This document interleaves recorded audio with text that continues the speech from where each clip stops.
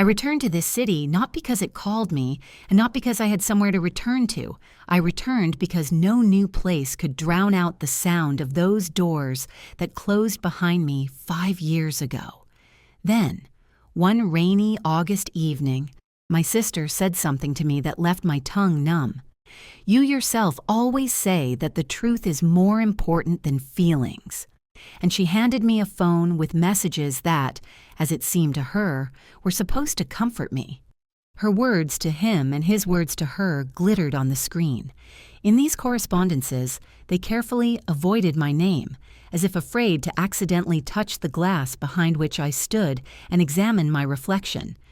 His name was Artyom, and he always smelled of fresh paper, coffee, and something half-honest. Her name was Lika, and she always wore light clothes, even in winter, as if she hoped to become transparent and untouchable. That night, they chose each other, and I chose silence. I packed my things so quickly that the fire might spread to them, left without saying goodbye, and spent the next months like a person who had forgotten how to breathe but had learned how to walk. My name was Nina, and if I once thought I was the older sister who knew where the stop button was for everything, it quickly became clear that neither people nor memory had such a button. What I did all these years was called work, but in reality it was a way to hang on to the edge. I conducted corporate investigations as an independent consultant. I analyzed schemes, listened to people, caught lies by pauses and reservations, compared transactions with travel calendars. I learned to speak just enough to remain polite and to be silent just enough to remember why I was there. Clients loved me for my lack of fear, and I loved the fact that my work did not require faith. Either the evidence matched or it did not. Unlike love, where everything rests on something that cannot be presented in court. I changed apartments twice, threw out half my things, learned to cook soups for one pot, and stopped celebrating holidays. Sometimes I thought that silence was my new language. Sometimes that it was a new kind of deafness. The letter arrived early in the morning, without a greeting, as people do when they believe their name alone is reason enough to open the envelope. We'll be glad to see you at the engagement party. Signed, Lika and Artyom. No apology, no explanation, no attempt to rewind even one wordless second. Just the date, the location, and the soft pink background that was supposed to soften everything else. I read the invitation in the kitchen, where it was always cool, even in the summer, and for the first time in a long time, I didn't want to close the tab, delete the letter, or archive it, but to put it on the table, carefully straighten the edges, and ask it out loud. Did you think I was an extra? That after your end credit kiss, my scenes would be cut forever? It's strange, but it was this feeling, not anger, not pain, but clarity, that gave me my breath back. When I was betrayed, I silently left this story. Now they called me back, as a spectator. But sometimes the audience gets up and leaves, and sometimes they get up and turn off the projector. I didn't know what I was going to do, and that was fair. I hate plans where every step feels like playing God. I've seen them crumble too often against human chance, but I knew myself. I knew that waiting was my power, that I could stare into a crack until it became a fault line. I closed my laptop and exhaled. From that morning on, everything I did, from shopping lists to emails to clients, suddenly stopped feeling temporary. Everything had a vector, calm and predatory, like a cat's gaze before it pounces. In the city, I stayed in a small hotel near the embankment, in those rooms that smell of detergent and fresh textiles in the morning, and of other people's conversations behind the wall in the evening. I walked along the old streets of unsafe memory and mentally removed from them those people for whom I once wore high heels and long coats. Our parental home stood in place, like a sanctioned architectural error. The facade was freshly painted, the curtains were washed, a flower garland hung from under the roof, which my mother once dreamed of hanging for my birthday. It didn't matter which one. I didn't call her. Not because I didn't want to hear her, but because every word between us had served not a semantic, but a pain-relieving function for so long that any conversations became like pills. They would relieve for a while, but did not cure. I looked at the engagement schedule. A loft in a former factory, floor-to-ceiling windows, rent by the hour, catering from the guys I once worked with on a case of shadow currencies, a host who knows how to turn pauses into content, a violinist with a microphone, a projector on the ceiling trusses, a live broadcast for friends who are far away. It was an evening where everything was calculated, but such evenings always have blind spots. The most beautiful and the most dangerous are those where it seems to everyone that nothing unexpected can happen. I smiled, writing down the contractor's contacts. My strength is not in breaking. My strength is in showing, to expose the surface to the point where it is impossible not to see. Artyom had grown up over the years. He had been appointed deputy head of a department in the investigative department of one agency, and he had learned to speak as if every word was in accordance with the internal regulations. He gave interviews carefully, without unnecessary thoughts, said we, where he would have said I before, and avoided any personal questions. Lika, as often happens with people who cannot look in the mirror for long, went into public life. She opened a decor studio, kept a blog with endless perfect breakfasts, sheets without a single crease, cups in which the spoons lay at an angle, as if they were about to sue gravity. Their life on screen looked flawless, which meant they needed it like a drug. And this knowledge calmed me. People who need a picture so much always have something to show off camera. I wasn't looking for dirt on them. Dirt always comes by itself. You just have to keep an eye on it. I was looking for a system.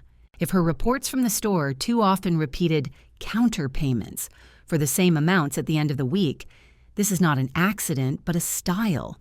If his name flashed too often in closed discussions on one case where the line of accusation suddenly changed to administrative, this is not luck, but someone's will. I didn't know if I would take advantage of this. I simply put the facts in a folder, like winter clothes are put away at the end of spring. Better to let them lie. It's funny, but what worried me most was not their possible reaction, but mine. I was afraid that I would see them together and not be able to keep my face, that something I had frozen for so long would tremble inside me, and everything would turn into a cheap scene with screams, tears, and the banal phrase, "How could you?" I didn't want this scene out of pride, but out of respect for my current self. I had paid too much for the right to speak calmly to let someone else set the tone again. So I rehearsed silence the way others rehearse a toast. I stood by the window, looked at the reflection in the glass, and said with my eyes what cannot be translated into human language. Every day I got better at it. The evening before, I sat for a long time over a white sheet of paper on which I wrote a single sentence. The truth is not a scream, but a way to turn off the background. I was not going to ruin someone's holiday for the sake of personal revenge. To be honest, I had no personal revenge left. It burned out along with that August evening. I wanted one thing, for the hall, where every sound sounds like applause, to hear a pause, after which people's faces change. Let them decide for themselves what to do with it. From my side, only the light in the right place and a hand lowered at the right time. When I went to bed, the city outside the window was noisy, like a sea of cars. I closed my eyes, and for the first time in many years, I didn't try to imagine how everything would be. I already knew. Everything would be as I needed it, not because I was stronger than them, but because I was no longer filling someone else's form. I was the one who set the contours, and this is perhaps the only way to return honestly, without promises, without requests, without past roles. Just come and open the door that they thought was tightly closed. The morning before the engagement began with the smell of coffee from the hotel lobby and the quiet steps of the maid, which for some reason echoed in my temples like the beats of a metronome. I always love to watch those who work unnoticed. They have their own special grace, without unnecessary words, without looking at the public. In these minutes, I reminded myself that this is exactly how I want to be today. No loud statements, no hasty movements, only the silence that does not require explanation. The first thing I did was head to the engagement venue. The loft was even bigger than I had imagined, with high ceilings, whitewashed brick walls, and strings of lights that hadn't been turned on yet. Catering staff were running between tables, checking cutlery and tablecloths, as if the stability of the world depended on the angle at which a fork was placed. I introduced myself as a family friend and walked into the technical area without difficulty. People are used to trusting those who speak calmly and confidently, especially if they have a notepad and pen in their hands. There, behind the scenes of the future celebration, the first blind spot was discovered. A huge column covering the corner of the stage. If you stand behind it, you are not visible either from the guest side or in the live broadcast. I noted its position in my memory, like a chess player remembers the square to which he will return in 10 moves. From here, you could observe everything while remaining invisible, and if necessary, take a step forward. I turned to the technicians checking the projector. "Everything okay?" I asked, as if I cared about the evening ahead. They smiled and explained that the picture would be perfect, the sound clear, and the screen would be showing a video sequence from prepared materials. "Can I take a look?" And I was given a few minutes of access to their laptop, where I could see folders with dates and names. Among them was the one I needed, lovestory.mp4. I wasn't going to copy or change the files right now, but I knew that just the name of the person who would have access was enough to make everything possible. Stepping outside, I felt the cold air cut sharply through the morning viscosity of my thoughts. I was walking toward a small cafe opposite the loft when I saw her. Lika was standing near the car, discussing something with the florist. She was still wearing light clothes, this time a beige coat and a white scarf that looked like they had just been taken out of a box. But there was something new in her face. Insecurity? No. More like the weariness of someone who spends too much time monitoring the details to have no energy left for the essence. She noticed me after a few seconds. Our eyes met, and in hers flashed what I had been looking for all these years. Not fear, not guilt, but the realization that I was still here. "Nina." Her voice trembled, like a step on thin ice. "Lika," I said evenly, without a smile, as if I was naming an article of the law. We stood in silence. The past hung between us like an invisible wall that no one was in a hurry to tear down. "Did you get an invitation?" she asked finally. "I got it." I nodded, and I came. I didn't bother to ask why. Her fingers gripped the strap of her bag so tightly that her knuckles turned white. She nodded to the florist, looking away, and disappeared into the car. I watched her go and understood. This was no longer the Lika who had laughed behind my back 5 years ago, but I was also not the Nina who had gone into silence. After lunch, I went to see my mother. Her apartment smelled of dried herbs and the same furniture that had been there when I was a child. My mother greeted me as if I had only been away for a week, but there was something in her eyes that betrays those who remember too much to speak frankly. We talked about the weather, about the renovations in the entrance hall, about the boy next door getting into university. She never once said Lika's name, and neither did I. At some point, she simply put her hand on mine, squeezed it slightly, and said, "You know, I always wanted you to be together." I answered that I knew, but this "I know" sounded like a closed door. By evening, I had a map of the room, the names of the technicians, and the coordinates of whoever would be in charge of the projector. I wasn't making a plan, I was putting together pieces of a puzzle. Tomorrow, they would fall into place. All I had to do was wait for the moment when the blind spot would cease to be a shelter and become an exit point. Evening fell softly on the city, without warning, as if someone had quietly drawn translucent curtains. When I approached the loft, guests were already gathering in front of the entrance. women in long dresses, men in suits with perfectly pressed lapels, and they all spoke that special language where questions are a form of self-promotion and answers are carefully edited versions of the truth. I recognized several of their entourage, people with whom Lika had been friends from blogging collaborations, and a couple of our team's colleagues with whom he probably shared more than just work hours.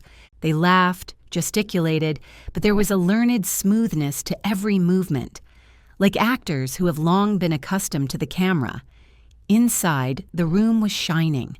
Light garlands reflecting in the glasses turned each drop of wine into a small sun. Instrumental music flowed softly from the speakers, and everything seemed so carefully calibrated that any random sound would immediately attract attention. I looked around the space, and my gaze automatically found that very column, my blind spot. It stood like a silent witness, ready to cover me if necessary. Lika appeared in the hall in a champagne-colored dress that seemed to emit light itself. She walked slowly, greeting everyone, touching their hands with her feather-light fingers. Artyom was nearby, reserved and confident, with that very expression on his face that I had once considered honest. Their images complemented each other perfectly, and that made me feel strangely calm. The more perfect the picture, the louder the crack will be when it fails. The host started the evening with jokes that elicited rehearsed laughter. He introduced Lika and Artyom's love story as an example of how fate brings people together, no matter what. I watched them as they sat in the center of the room, how Lika would furtively adjust a curl of her hair, how Artyom would slightly purse his lips when the host would draw out pauses. These little things betrayed a tension that no filter could mask. When they announced that the guests would now see a special video, I walked over to the column. The technician who was responsible for the projector was already there, intently checking the connections. I came closer, and our brief glance was enough for him to understand that now he needed to do what we had agreed on. My heart beat evenly, like a metronome. I did not feel fear, rather a quiet anticipation, like before the final chord of a familiar melody. The lights in the room dimmed. The first scene flashed on the screen, not what the guests expected to see. Instead of stage shots of breakfasts, walks, and laughter against the backdrop of sunsets, fragments appeared that I had been collecting for months. Short phone recordings, excerpts from correspondence, scans of documents. Everything was edited in such a way that the illusion of an ideal life cracked right before our eyes. Lika arguing with a supplier over unaccounted-for payments. Artyom meeting with a man who figured in his old investigation. Dates, amounts, faces. Everything came together to form a story that made you feel cold. The room was silent, so thick that you could hear someone drop a spoon on a plate. Lika tried to smile at first, then her lips began to tremble. Artyom sat motionless, but his fingers clenched so tightly that his knuckles turned white. Several guests exchanged glances. Someone took out a phone. Someone, on the contrary, put it away. The host froze, not daring to intervene. The video ended on a frame where Lika and Artyom are standing back to back, each in their own light, and the screen went dark. I remained in the shadow of the column, looking at their faces. There was no screaming, no hysteria, just that pause that is impossible to forget. It stretched for seconds, but in those seconds, everything fit. My 5 years of silence, their years of confidence that everything was hidden, and this moment when what was hidden became common property. And that's when I realized I don't need to come forward. My work is already done. I left the room while everyone was still digesting what they had seen. The air outside was fresh, and the city was living its own life.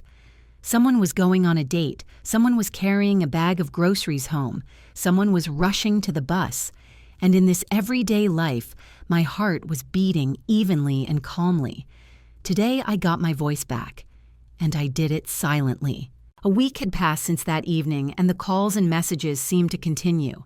Some were from old acquaintances who suddenly, accidentally remembered that we had once studied or worked together.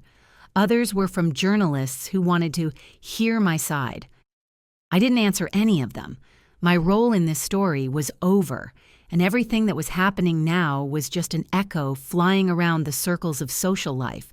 And an echo, as we know, dies on its own if you don't feed it. I learned about Lika from fragments. Someone said that she had canceled some of her advertising contracts.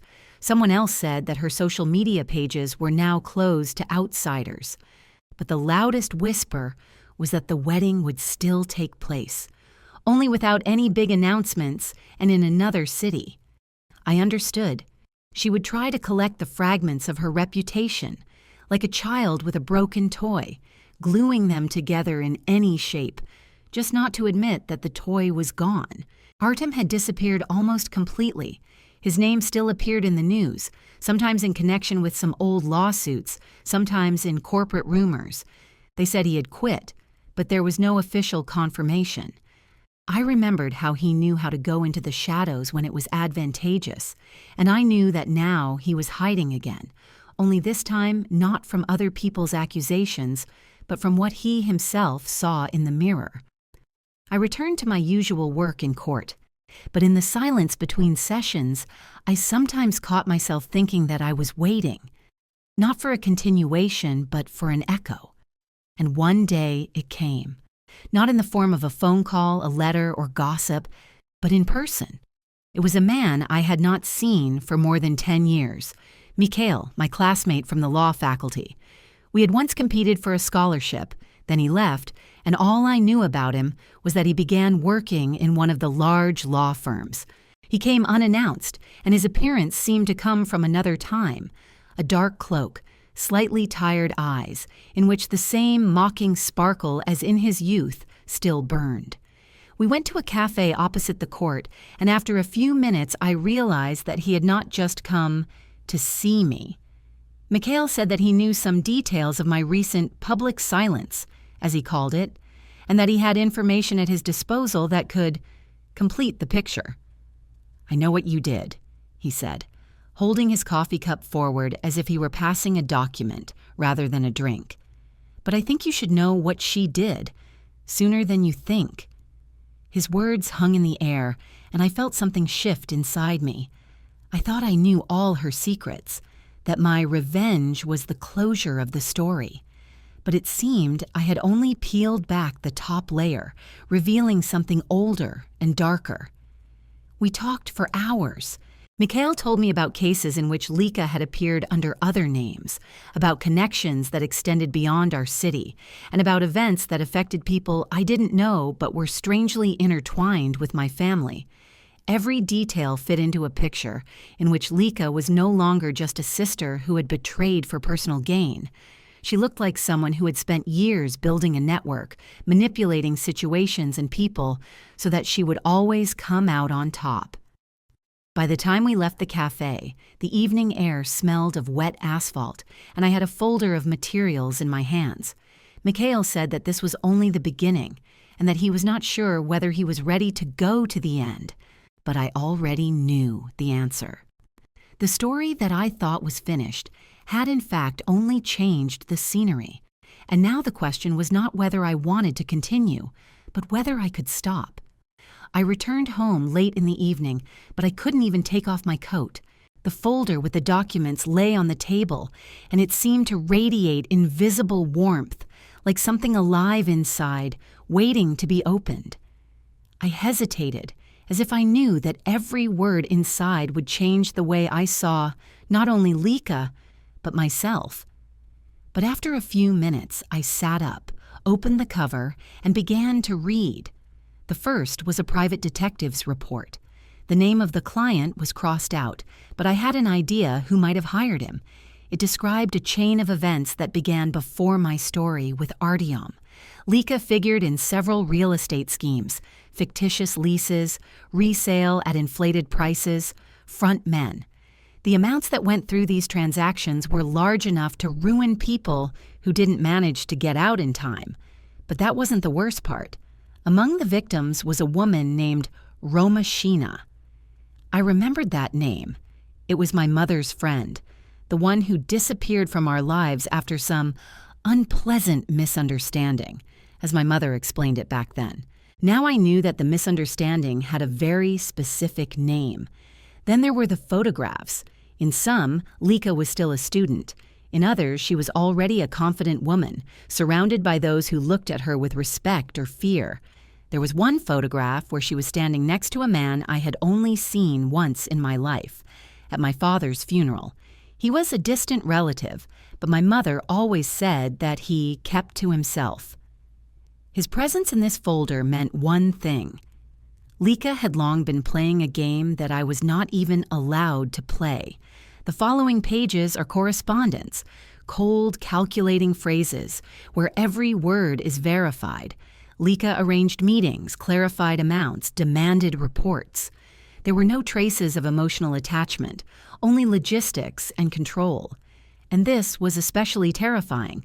I always thought that her betrayal in my case was an emotional outburst, envy, a desire to prove something to herself. But now I saw that this was just another move in her strategy. I leaned back in my chair, trying to piece these disparate pieces together. Mikhail was right. My revenge wasn't the end, it was just scratching the surface. Lika hadn't just ruined my relationship. She'd probably done the same to dozens of people, but each time she'd done it in a way that was aimed squarely at the target and looked like an accident. The next day, I met Mikhail again.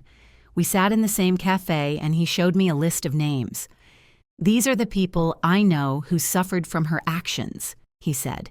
"They each have a story. If you want to understand the scale, you'll have to talk to them in person." I took the list. Among the names were those that meant nothing to me and those that echoed with unpleasant memories. First on the list was Natalia, the owner of a small travel agency. We met in her office where the walls were covered with maps and photos of resorts. She told me that Lika had invested in her business 5 years ago and then, through a network of shell companies, had effectively taken over. Natalia had lost everything, including her home. "She does it quietly," she said, looking out the window, "without threats, without obvious traces. But when it's all over, you realize she was there every step of the way." I left Natalia with the feeling that I was holding a ball of threads in my hands, and each one was pulling a new story along with it. But they all converged to one center, Lika. And the further I went, the more clearly I understood. If I decided to start this, I would not be able to stop, because now it was not only about me. The second person on the list was a man named Viktor Klenov. Mikhail spoke of him with particular caution, as if even mentioning his name might attract unnecessary attention. Viktor was a former financier of a large company who, according to rumors, left the business after a scandal that no one spoke about openly. I only knew that Lika had once crossed paths with him at a charity event, and that after that, their paths seemed to have diverged. But Mikhail's list said otherwise. I found him in a small village, about 80 kilometers from the city. The house was old, with peeling paint on the shutters, but well kept. Viktor did not open the door right away, and when I introduced myself, there was something like wariness mixed with fatigue in his gaze. We sat on the veranda, and the wind stirred the thin curtains, creating the feeling that someone was watching us. "I know why you came," he said as soon as we took our first sip of tea, "but I won't tell you what you want to hear." His voice was quiet, but there was a firmness in it that couldn't be broken by direct questions. I asked if it was connected with Lika. He smiled briefly, without humor. "Is it connected? Girl, everything you see around you—" He gestured at the yard, the house, even the old dog by the porch, "is the result of my having gotten involved with your sister. And believe me, you don't want to repeat my mistakes." His refusal to talk was not irritation, but fear, and this fear was stronger than the desire to free himself from a heavy memory. I felt that there was something more than just personal resentment hidden behind this silence, and I decided to take a different approach. not to press, but to listen. We talked about the weather, about his garden, about how he moved here. Only once did he mention that last year someone had come to see him to check if he was too talkative. It sounded so calm, as if he was talking about a visit from an old friend, but there was a flicker of tension in his eyes. When I left, the thought was spinning in my head. Lika didn't just deceive or destroy. She knew how to leave a shadow behind that continued to weigh on people even years later. Victor was living proof that sometimes silence speaks louder than words.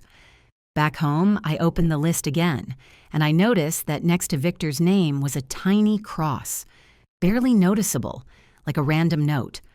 But I already knew Mikhail's handwriting. It was his sign. That's how he marked those who were connected to the dangerous part of the story. Until that moment, I thought it was about financial fraud or ruined lives. Now I understood. This could be about something that goes beyond ordinary revenge and even beyond the law. That night, I had a strange dream. I was standing in an empty courtroom, but there was no one in the dock. Instead, there was a folder of documents in the center, and from each page I could see the eyes of different people. Natalia, Victor, even Mikhail, and they were all silent. I woke up with the feeling that time was against me. The next day, I decided to go back to Mikhail to ask about the notes on the list. But when I arrived at his office, I found the room empty. The secretary said that he had left on business and would not be back soon. The desk, where neatly folded folders usually lay, was now empty, and a slight smell of tobacco hung in the air, like a trace of someone who had left in a hurry. I realized that the game had changed. If Mikhail was gone, that meant someone else was following this story, and maybe they already knew I was in it. I sat in my car across from the building where Mikhail had once had an office, looking out at the empty windows that reflected the gray morning. The building itself seemed quieter than it had been before, as if not only his job but everything that connected him to the place had disappeared with it. I didn't like that feeling.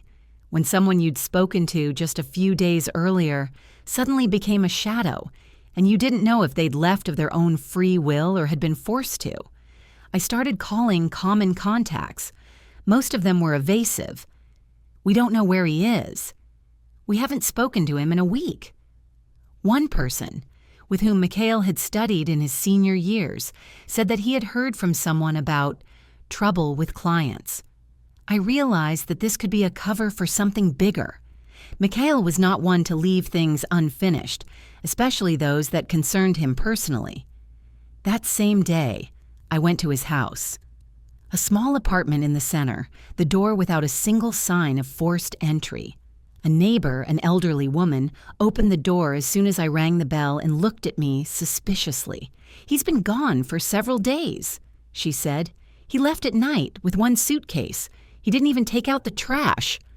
I asked if anyone had seen who he left with. The neighbor shook her head, but then added, "There was a man in a dark coat standing by the car. I don't know him, but he looked at me in a way that someone who isn't a friend would look at you." The word stuck in my head like a hangnail. A man in a coat, not a friend, possibly one of Lika's connections, possibly one of those whose names were marked with crosses on the list. In the evening, I went through my notes and printouts. The deeper I delved, the more clearly I understood. Lika never worked alone. She always had people ready to do the dirty work, and if Mikhail came too close to the truth, then the disappearance was not a spontaneous decision, but someone's plan. I sat at the table and looked at the city map, where the addresses of the people on the list were marked in red. Almost all of them were within a half-hour drive of each other, except for two, Victor and one other person I had not yet reached. His name was Arkady Surovtsev, a former investigator. Mikhail spoke of him briefly, but with a special intonation. That's what they say about those who know too much but prefer to remain silent. I decided I would start with him, but before I could move on, I needed to figure out where Mikhail had disappeared to. I checked hotels, private rental apartments, train ticket offices. Nothing. It was as if he didn't exist. And then my phone rang. Unknown number. "You're digging too deep," said a male voice. He was calm, even polite, but there was ice in that politeness. "Close the folder and forget everything Mikhail told you. Otherwise, the next suitcase will be yours." The line went dead, and I sat there clutching the phone, and I understood. I had been expecting a threat, but not so soon. This meant that someone already knew my every move, and now the question was not only how to find Mikhail, but also how to stay alive while I did it. I didn't find Arkady Surovtsev right away. His former colleagues said he had gone to the village, but no one knew his exact address. I had to resort to the help of an old police contact who, after much persuasion, agreed to send me the address of his current home. It turned out to be a small house on the outskirts of a town where the streets had no names and the houses had no numbers. It smelled of smoke from stoves and cold earth, and time seemed to move more slowly here. Arkady greeted me with restraint. Tall, with a straight back, even in an old knitted sweater, he retained the bearing that betrays a man accustomed to wearing a uniform. His face was covered with wrinkles, but his eyes remained attentive and slightly mocking, like those of someone who is accustomed to noticing more than he says. I introduced myself, and he nodded, as if he already knew who I was and why I had come. "If you mean Lika," he said when we entered the house, "then I'll tell you right away. I don't have a story for you, and I have no desire to return to it." His voice was low, confident, without any attempt to justify himself. I realized that direct questions were useless here. We sat at a wooden table, and he poured me strong tea that smelled of smoke and herbs. I told him what I knew, mentioned Mikhail and his disappearance. Arkady listened silently, only slightly narrowing his eyes. "Mikhail went where no one should go," he finally said, "not because it was too dangerous, but because there was no way out." I asked him what he meant, but he just shook his head. But as we talked, he kept dropping phrases that gave away more than he intended.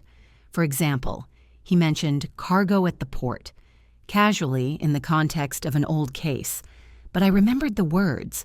To me, it meant that Lika might be involved not only in paper fraud, but also in something much more physical, tangible, and illegal.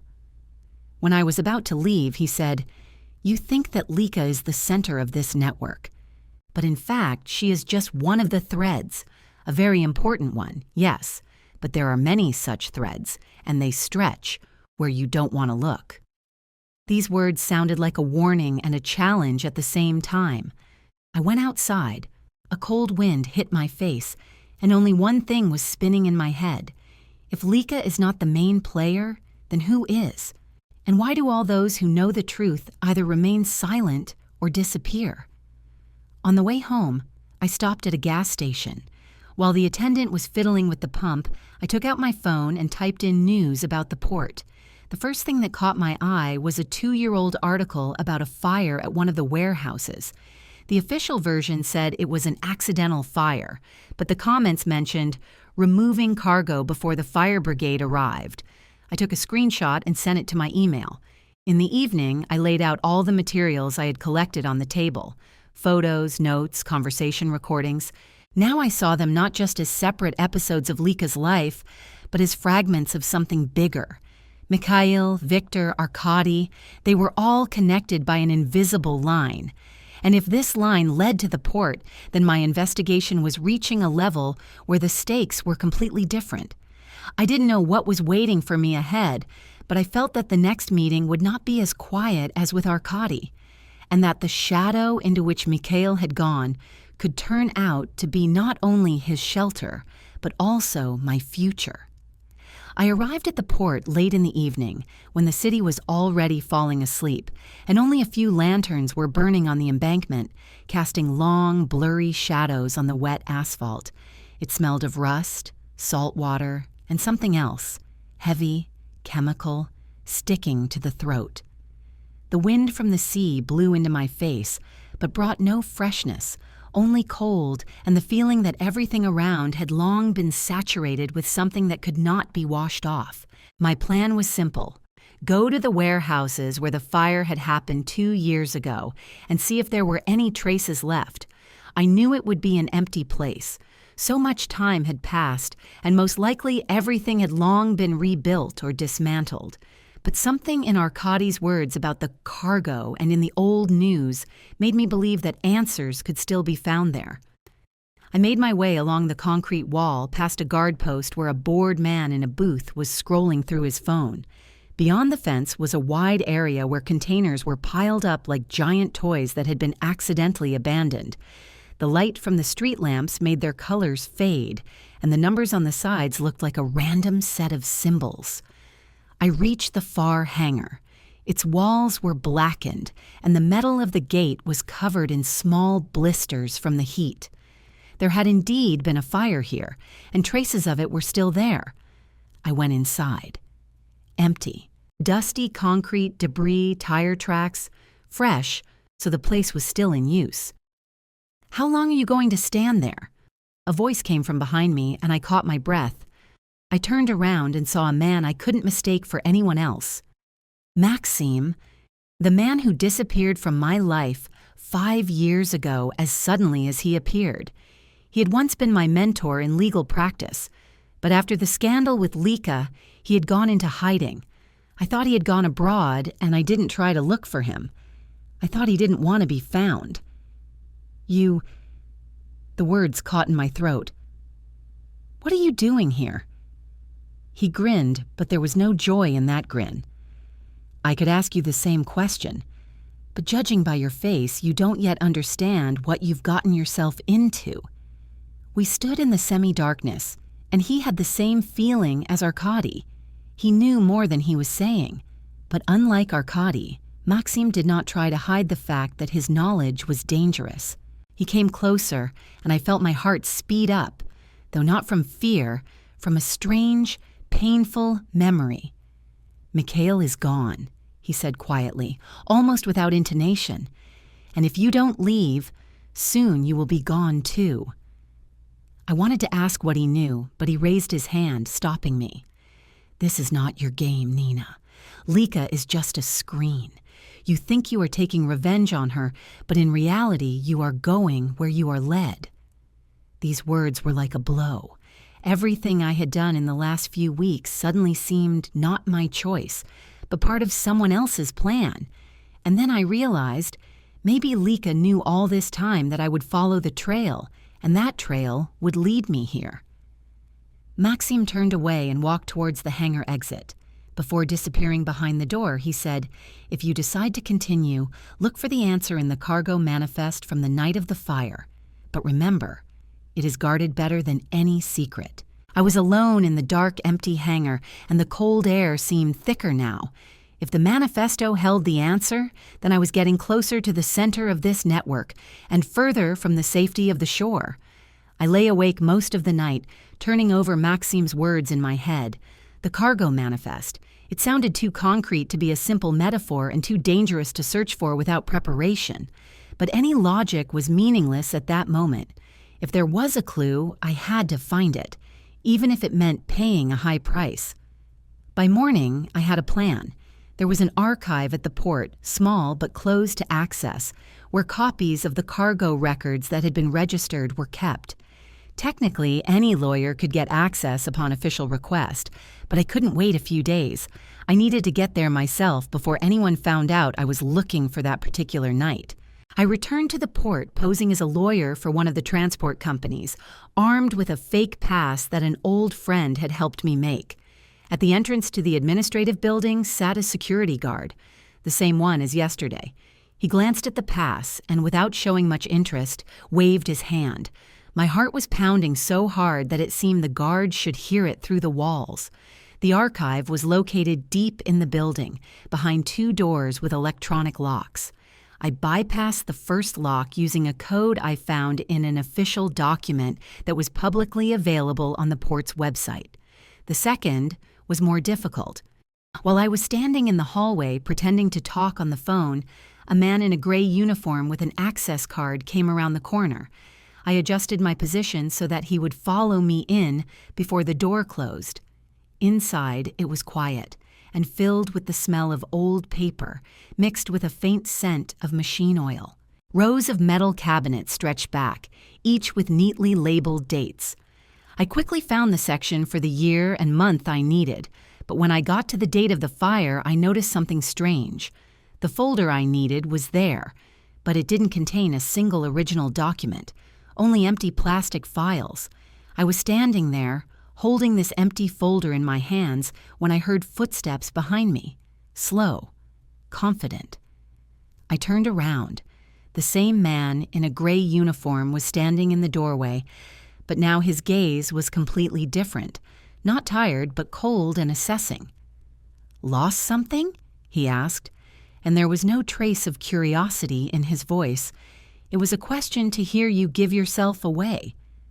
I tried to smile and say I was looking for documents on another matter, but he had already come closer, studying my face. "We rarely have such guests," he said, "especially those who come through other people's doors." I noticed a radio on his belt. One movement and all the guards would come running here.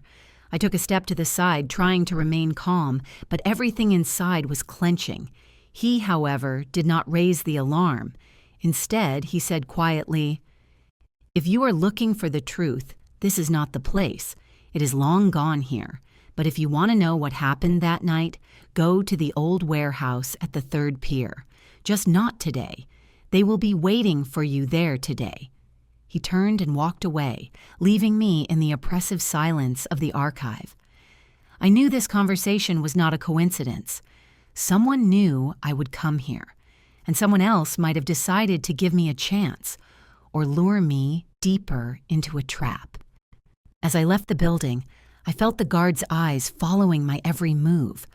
The sea breeze seemed even colder than the day before. Now I had a new address, but also a new understanding. The closer I got to solving the mystery, the fewer allies I had, and the higher the likelihood that the manifest was not just a list of cargo, but a list of names of those Lika had once had on her hook. I waited until the following evening. I spent the whole morning and day in the apartment, sitting in a chair by the window as if trying to freeze, to merge with the silence, so as not to provoke anyone with my movements. But there was no silence inside, only the hum of thoughts, interrupting each other, like voices in a semi-dark corridor where you are afraid to go. Who was that man in the archive? Why did he give me the address instead of calling security? And most importantly, what will I find in the old warehouse at the 3rd pier? I arrived there in the dark. The port was changing by this time. The daytime hum of cranes and the clatter of metal were gone, leaving only the occasional call of guard posts and the dull sound of waves crashing against concrete. The warehouse was old, long unused for official cargo. Its roof was sagging and streaks of rust ran down the walls like the marks of tears. The door was unlocked, merely jammed with age. I pushed it and it swung open with a dull groan. Inside, it smelled of dampness, old wood, and something burning. There was almost no light. Only rare rays from a street lamp penetrated through holes in the walls. And in this semi-darkness, I saw a silhouette. A man was standing in the depths, leaning against a box. "You've come," he said, and I recognized the voice. Mikhail. It took me a few seconds to believe that this wasn't a hallucination. He was alive, but he looked like he'd been through hell, haggard, with dark circles under his eyes and a cut on his cheekbone. "Where have you been?" I breathed. "I've been looking for you everywhere." "That was a mistake," he chuckled, but without a trace of joy. "When I realized I was being followed, I disappeared. But all this," he gestured at the empty warehouse, "is too big to run away from." I came closer, and he pulled a folded sheet of paper from his pocket, old, crumpled, with moisture stains. "It's a copy of the manifesto," he said, "the one from the night of the fire. I managed to get it before the original disappeared." I unfolded the sheet and saw more than just a list of cargo.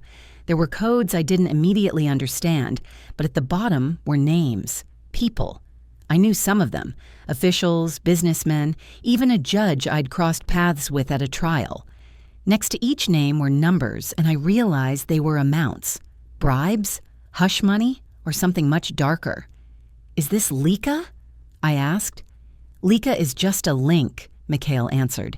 This manifesto is insurance for those above, and now that you've come here, they know we have it.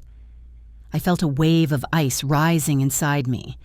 At that moment, a sound came from outside, the soft click of a lock. We both turned to the door. Mikhail quickly folded the sheet of paper and shoved it into my pocket. If anything happens, he whispered, run to Arkady. He'll know what to do about it. The door swung open, and a silhouette in a long coat appeared in the doorway. I recognized him even before the light from the lantern fell on his face. The man I had seen near the car the night Mikhail disappeared. He took a step inside, followed by two more. Their movements were calm, but there was a sense of menace in that calm, like that of a predator who had already decided that its prey was not going anywhere.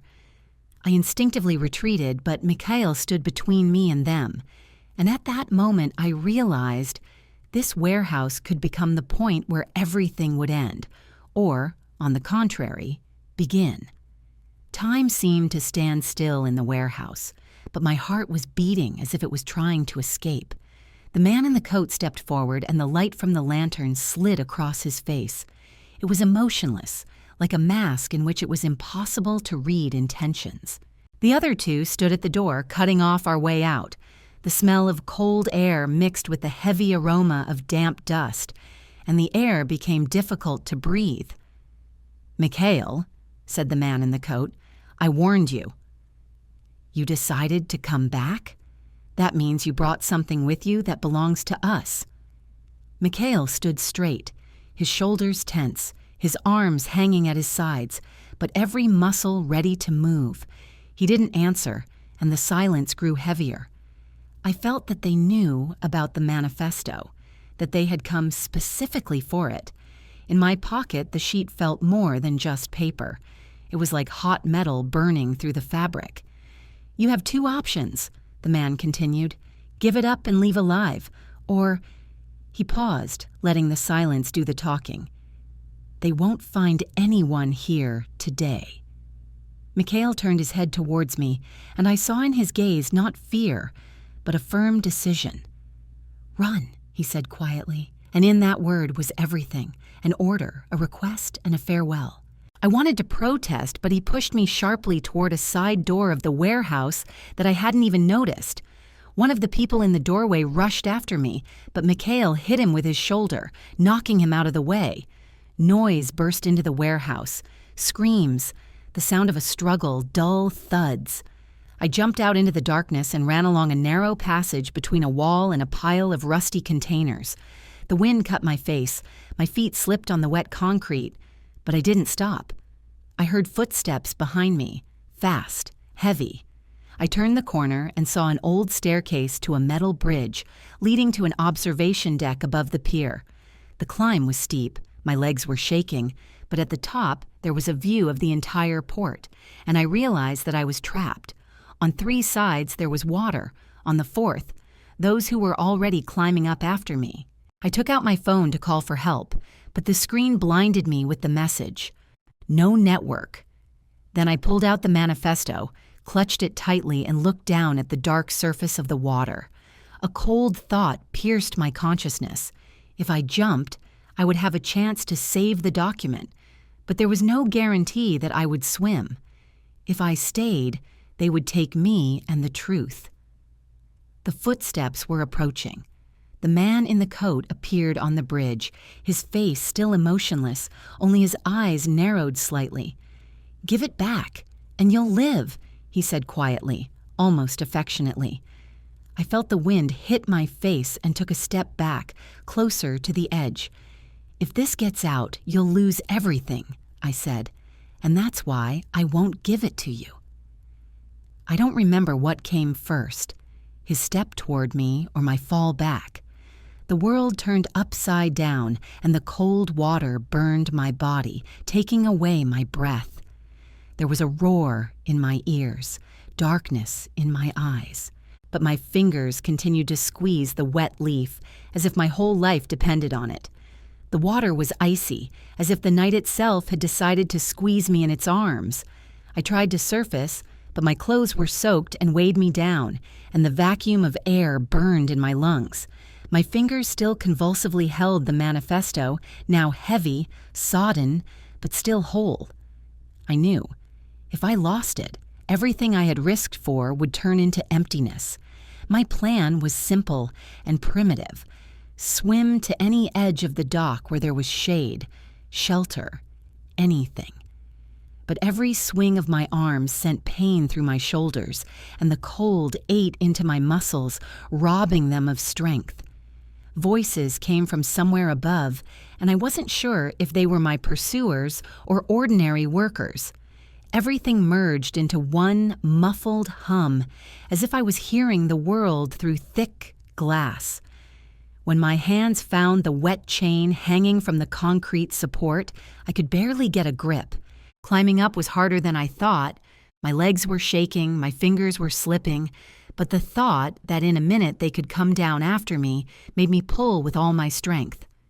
I fell onto the wet concrete and for a few seconds just lay there, listening to my own breathing mixed with the distant noise of the port. I understood that I couldn't stay here. I stood up, clutching the document to my chest, and walked towards where the darkness was thicker, and the smell of salt water gradually gave way to the heavy aroma of fumes and cheap food. These were the back streets of the port, where narrow streets with peeling facades, crooked signs, and dim windows stretched. Here life flowed on its own, and no one cared about other people's troubles. But this was precisely what gave me a chance to disappear. I walked quickly, but I didn't run. A running person always attracts attention. Every time I heard footsteps behind me, my heart began to beat faster until I saw that they were just passers-by, always hurrying somewhere in this area. In an alley, I paused under a dim lamp to examine the manifesto. The paper was soaked, the ink was smudged, but most of the text was still legible. I caught a couple of names I hadn't seen before, both of which belonged to people who seemed to have no connection to Lika. That meant there was more involved than I'd thought.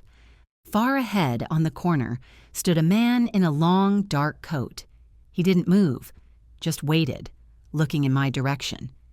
People walked around him, but no one paid attention, as if he were part of this city, its shadow. I didn't know if it was a coincidence or not, but instinct told me, I need to leave. I turned into the next alley, quickening my steps. I went out onto the street where a few rare street lamps were burning, and then I smelled a light smell of tobacco smoke behind me. Looking back, I saw the same silhouette coming out of the shadows, closing the distance. Not running, not hurrying, but walking as if he knew exactly where I would turn next. I ducked into the door of a cheap eatery that smelled of fried onions and strong coffee. Several men behind the counter glanced at me briefly and then returned to their conversations. I walked to the back door that led to the courtyard, slipped past the kitchen door, and found myself on another street. Now I knew one thing. It wasn't just Lika's people who were looking for me, and this man, he moved too confidently to be a random passerby. So there was a new player in this game, and if he's coming after me, then the manifesto isn't just the key to revenge, it's the key to something bigger. In the morning, the city looked different. The light falling on the gray walls did not soften them, but on the contrary, emphasized the cracks and fatigue. I sat all night in a small room on the second floor of a cheap hotel, listening to the doors slamming below and someone's old radio beating to the rhythm of the bass. I could not sleep. Every rustle outside the window seemed like the steps of someone who had found me. I knew it was madness to keep the manifesto to myself. It was too loud, even when it was silent. And the only person I could trust with it was Arkady, an old friend of Mikhail's, a lawyer with a reputation for honesty and caution. He always knew how to disappear from sight when necessary. I reached his apartment around midday, hiding my face in my hood. The house was on a quiet street where even the cats seemed too lazy to keep an eye out for strangers. I walked up the stairs, trying not to make any noise, and knocked on the door. There was no answer. I knocked again, louder. Silence. It was dark in the peephole of the door, like in an empty room. I took out my phone and dialed his number, but the answering machine said that the subscriber was out of network coverage. Everything inside me tensed up. Arkady was the kind of person who always kept his phone on, even at night. A neighbor, an elderly woman with gray hair, looked out from behind the door opposite. "He's not here," she said without waiting for the question. "Some people came in the morning, not one of ours. Clean in black coats. He went out with them. Without arguing, but his face was as if he knew he wouldn't have to come back." I thanked him and went downstairs, feeling the cold inside me become thicker than the winter air. If Arkady had gone with them voluntarily, then either they knew what to put pressure on me with, or he had decided to protect me by removing himself from the line of fire. At the corner, I stopped at a kiosk to pretend to read a newspaper. But in the reflection of the glass, I saw, on the opposite side of the street stood the same man in a long coat, whom I had noticed at night. He did not approach, only waited, shifting slightly from one foot to the other. His patience was more frightening than if he had followed me. I turned into an alley and pulled the wet manifesto out of my pocket. The paper was dry but brittle, the edges starting to crumble. Each name on it was like a match that could be lit, and the flame was already burning at the base of the box. A plan formed in my head. If I couldn't trust the document to anyone but the dead, then maybe it should die before they came for it. Not literally. Hide it so that even if they caught me, they couldn't find it. I thought of the old courthouse archive basement where I worked a few years ago. Only a couple of employees had access to it, and the keys were in a safe that only a few knew about. If I could get in, the manifesto could sit there for years until I decided it was time to act. But first, I had to get rid of the tail. I walked slowly out onto the main street, mingled with the crowd at the tram stop, and as the tram rumbled past, I slipped through the arch between the houses, 5 turns, 2 short runs through courtyards, and looking back, for the first time in a long time, I didn't see him. Only then did I allow myself to exhale, but the joy did not last long. The phone in my pocket vibrated. An unknown number. "Nina, Mikhail. Arkady is gone. They took him, and now we have less than a day." The meeting with Mikhail took place in an old park by the river, where even in the daytime the air was filled with the damp smell of rotting leaves. He was standing by a broken gazebo, his hands in his pockets, and looked as if he had not slept for several days. As I approached, he quickly glanced over my shoulder, checking for a tail, and only then spoke. "They took him early this morning," he said, as if continuing a conversation we hadn't yet begun. 2 in black coats and a 3rd in gloves. No noise, no weapons on display. Arkady left on his own, but that doesn't mean anything. "Do you know who they are?" I asked. Mikhail shook his head. "Not from Lika's circle. These work cleaner. They don't leave traces and don't like to show themselves, but—" He paused, and a shadow flickered in his eyes. "They operate by different rules. If they took Arkady, it means they don't just need to silence him. They want him to do something for them. We moved along the alley until there were fewer people around. Mikhail spoke quietly, and each word was like a piece of a puzzle that I could not put together. He told me that several years ago the city had become home to the Third Ring, a closed network of people whose names were not included in any reports, but whose decisions were felt at the level of entire neighborhoods. They had no faces, and instead of business cards, they left empty envelopes with a black seal in the form of 3 intersecting lines. "And you think they're connected to the manifesto?" I asked, clutching it in my pocket. "I don't think so, I know. Their names are there, and Lika is just a pawn for them, which they are ready to sacrifice at any moment." I stopped. Then it turns out that everything I did was just attract the attention of those who are much more dangerous than her. Mikhail looked at me as if he wanted to say something, but changed his mind. We approached the old building of the river station, long abandoned, but still smelling of machine oil and dampness. Inside, in the shadows, someone was standing. He stepped forward, and I recognized him immediately, the same man in the cloak who had followed me. But this time, he wasn't hiding in the crowd. "Nina," he said my name as if he were tasting it. "We don't have much time. Arkady is alive, for now. But if you keep playing your games, that will change." Mikhail took a step forward, but he raised his hand, making it clear that he was talking to me. "You think the manifesto is a weapon against Lika," he continued. "In reality, it is the key to the door, behind which is something you cannot control. You can destroy it right now and leave, and then we will forget about you. Or you can open this door, but once it opens, there will be no turning back." "Why should I believe you?" I asked, my throat dry. "Because," he smiled slightly, "I'm the one who keeps Arkady where he can still breathe." The silence hung heavy. Mikhail looked at me, waiting for me to say no, but another thought was already forming inside me. If the manifesto really did reveal something more than I knew, then perhaps this was an opportunity that could not be missed, even if it turned into a disaster. I took a step towards him. "Then show me the door." He nodded, and for the first time, something like respect flashed in his eyes. We drove in silence. The car glided through the night city, leaving behind only the reflections of the headlights on the wet asphalt.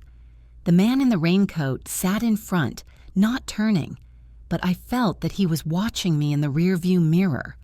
Mikhail was silent, his hands clenched into fists, as if every word he could say would only make the situation worse.